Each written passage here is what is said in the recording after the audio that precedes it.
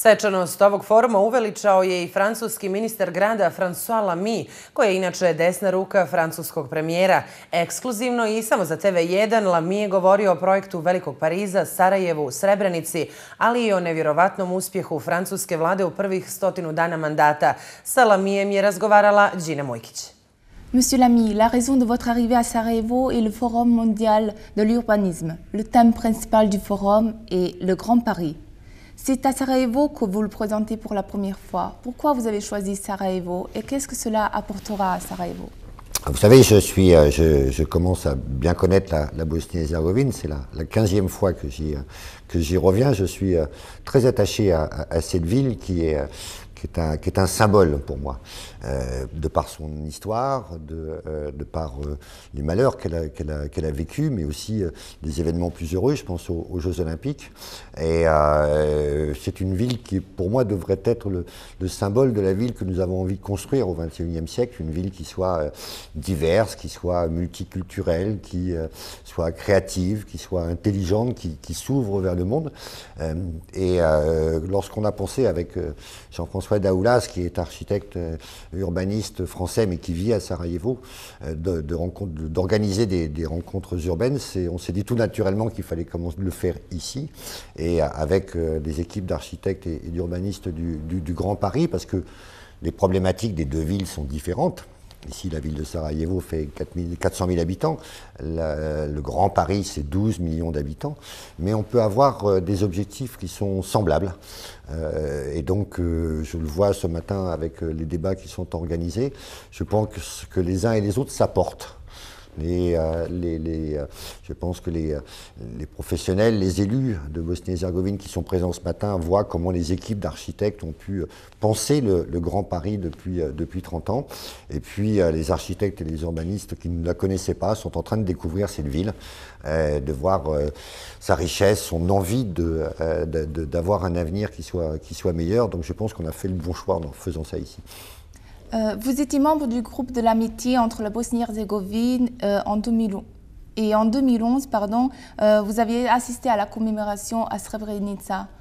Oh, j'ai assisté à la commémoration de Srebrenica en 2011, mais même les années précédentes, puisque j'ai été rapporteur à l'Assemblée nationale d'une mission sur le massacre de Srebrenica, sur la responsabilité éventuelle des instances de l'ONU et de la France. Et j'avais enquêté, j'ai donc été à Srebrenica, j'ai vu les charniers, j'ai vu tout ce qui a pu se dérouler comme horreur là-bas. Ce massacre, je ne l'oublie jamais, a été le plus grand massacre commis en Europe après la Seconde Guerre mondiale.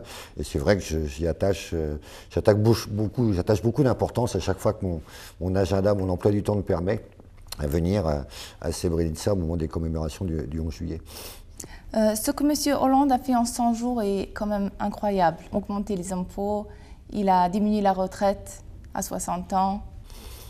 C'est vrai que, alors je ne sais pas si le terme incroyable est le bon, mais c'est vrai que le président François Hollande, dans sa campagne électorale, avait expliqué qu'il y avait deux mots qui étaient majeurs dans la politique qu'il entendait mener dans les 5 ans à venir.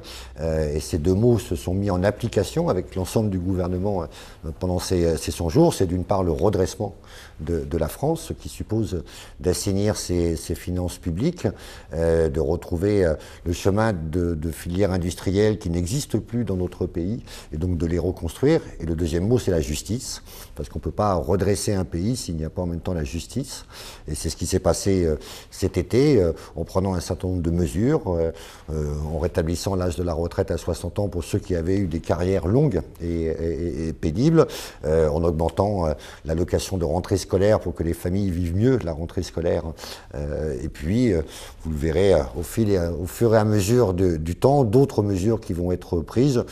Je pense à 2 d'entre elles qui ont été adoptées en Conseil des ministres la semaine dernière et la semaine d'avant. L'une sur les questions de logement, puisque l'État a décidé de donner gratuitement son foncier dans le pays pour construire du logement social. Et puis un autre projet de loi qui va passer à l'Assemblée nationale très prochainement sur les emplois d'avenir, puisqu'il a été décidé de créer 150 000 emplois qui vont être aidés par l'État, et en particulier en priorité vers les jeunes de 16 à 25 ans qui vivent dans des quartiers qui sont en difficulté.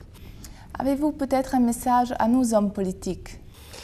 Si j'avais un message, c'est celui que je développe à chaque fois que je viens ici.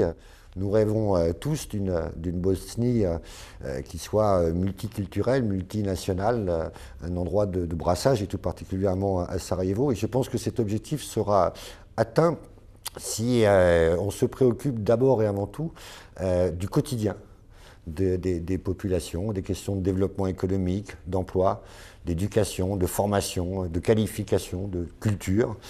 Voilà, c'est par des politiques publiques qui touchent les citoyens que petit à petit on recréera l'envie de vivre ensemble. Monsieur Lamy, merci pour votre interview à la TV1. Merci beaucoup.